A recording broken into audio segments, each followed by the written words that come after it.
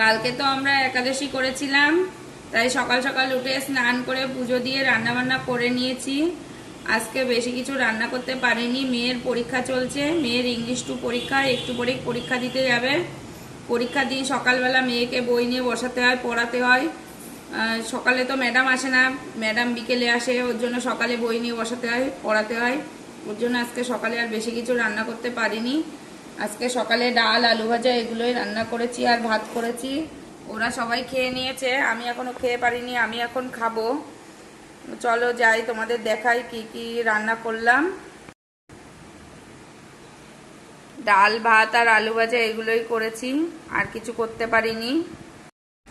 আর এই দেখো এদিকে মেয়ে ড্রেস পরে রেডি হচ্ছে, রেডি হয়ে এখন স্কুলে চলে যাবে। ব্যাগটা নিয়ে যা, ওই যে ব্যাগ, ব্যাগ নিয়ে যা। কেন পারলি না?